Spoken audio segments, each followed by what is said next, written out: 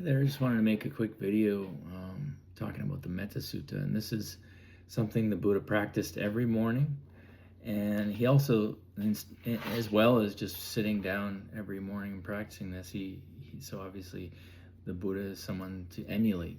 He's like a teacher, he's like a model.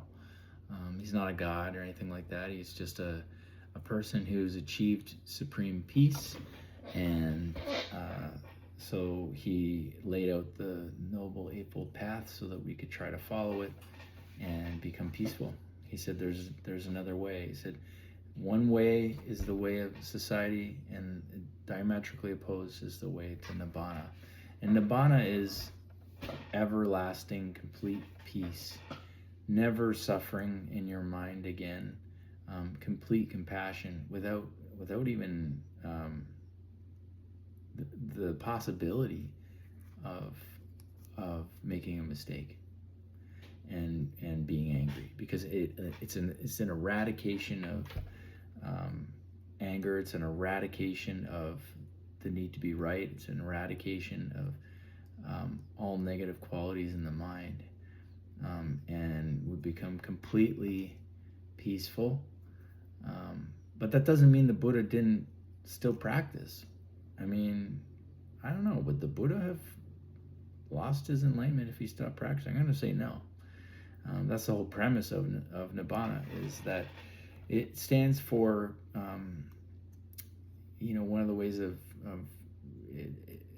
translating it is cooling, like, or putting out, like a fire, like you put out a fire, and cooling. So, but it's described as it's not like you're dumping something on it. You're removing the fuel that creates that fire. So we're removing that sense of I, that sense of I making, my making, that ego that creates that constant thinking that doesn't stop, that has problems and creates problems. The part of the mind that gets angry, that thinks it's right, and that's a big one, is we all think we're right. And if you really look at it, every single human, all of us, we all think we're right. That's why we can get angry, because when you get angry, you think, somebody did something to me. They're not doing it right. They're not doing it fast enough. They're criticizing me. Instead of just hearing the words, or being with the experience, being with the feeling. And it's not that, we are right sometimes. We're probably right a lot of the times, but we're not always right. So I'm going to read the sutta now, and this is something I'm trying to renew in my life. I'm trying to reduce my ego, and I definitely have one. And I'm trying to be willing to stand down, even in when I've been wronged. You have to have boundaries, but I don't want to get to the place where somebody can push me, to get angry, and unfortunately, I've gotten into situations with people that are unbalanced, and they'll push you to your limit, and then you snap. I don't want to be able to snap, and some of that is walking away from people that are willing to push your buttons, that are willing to stress you out, that aren't willing to listen and love you enough to know that, hey, I'm stressing this person out.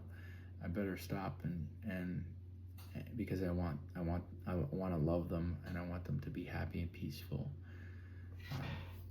So I'm going to read the sutta now. This is what should be done by one who is skilled in goodness, and one who knows the path to peace. Let them be able and upright, straightforward and gentle in speech, humble and not conceited, contented and easily satisfied, unburdened with duties and frugal in their ways, peaceful and calm and wise and skillful, not proud or demanding in nature. Let them not do the slightest thing the wise will later reprove. Wishing in gladness and in safety, may all beings be at ease.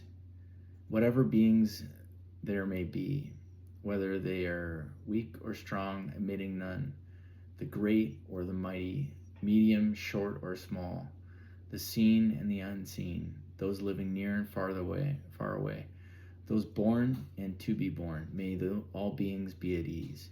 Let none deceive another or despise any being in any state. Let none through anger or ill will wish harm upon another. Even as a mother protects her with her life, her child, her only child, so with a boundless heart one should cherish all living beings, radiating kindness over the entire world, spreading upwards to the skies, downwards to the depths, outwards and unbounded, freed from hatred and ill will, whether standing or walking, seated or lying down, freed from drowsiness. One should sustain this recollection. This is said to be the sublime abiding, by not holding fixed views, the pure-hearted one, having clarity of vision, being freed from all sense desires, is not born again into this world. And whether you believe in rebirth or not, it doesn't really matter. You could, if you want to leave off the last line, is not born again into this world, you could just say, I think what it also means as well as just, reincarnation, rebirth is Buddha talked about becoming, and we become into states, into mind states. And so this is where we can get free, is where we observe the feelings, observe the thinking, observe the anger if it arises, but don't participate in it. Allow, he says we should abandon all unwholesome states that have arisen and prevent unwholesome states that haven't arisen from arising. We should cultivate wholesome states and that have not arisen, and wholesome states that have arisen, we should try to keep them. And it's not a clinging thing. It's like using our mind skillfully. So this whole thing, this whole sutta, this whole teaching is about reducing our ego, seeing everyone is worthy of our love, and everybody wants peace, and it's all beings, all sizes, seen and the unseen. So it's even beings that might be passed away. Maybe they're in different realms. Maybe they're animals. Maybe they're just beings that we don't see. So maybe think about it like, if someone's not present. We're so much less likely to continue this sort of thought loop if the person's not with us. So if they're unseen, realize that the mind is continuing to create this scene that, we've maybe had an experience with somebody. Maybe we had a feeling because of something they said. Our perception was that it was negative. Maybe it was, maybe it wasn't. But that was our perception. We had a painful feeling, negative feeling, negative thoughts. And then afterwards it continues on, keeps going. So the Buddha says that we should, wish all beings, seen or unseen, may they be happy, may they be at ease. May all beings be at ease. And this is, when we're angry, when we feel anger, we're not at ease. It's agitated, tight. So, anyways, I've definitely not been very good at living this way. I think I'm a good person, but I have a lot of room for growth. And this is something I want to try to grow into. I made my middle name Metta for a reason, because to me it's the most powerful practice. And I'm really going to be careful, talking to people. I'm going to try, to be more careful with my speech. I'm going to try to be more careful with who I let into my life. And if somebody's in my life and they're not being respectful, or they're being unkind, or they're provoking, then I'm gonna let them go. Because if I become unpeaceful, this is the only contribution I have to the world is my life. It's not, and so everything that comes out of my life comes from my inner state. And if I allow my inner state to become perturbed, then I'm no good. I'm no good, and I need to be good. A lot of Christians talk about sin and that we're sinners. And I don't know if that's true. I mean, I think we're confused, and our minds are confused, and our hearts are confused, and we have this need to be right. We have this need to get even, or some people want to get even. They want to make others feel the way we feel, and that's not the way. That's not how we should live.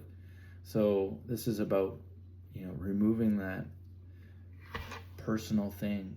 It's about breaking down the ego. It's about breaking down this sense of self, and saying, you know what, in some way everyone is just like me. Every being wants to be happy. Every being wants safety.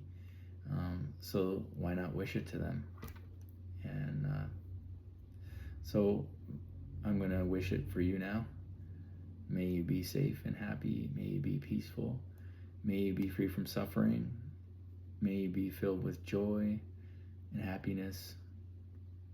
Take care.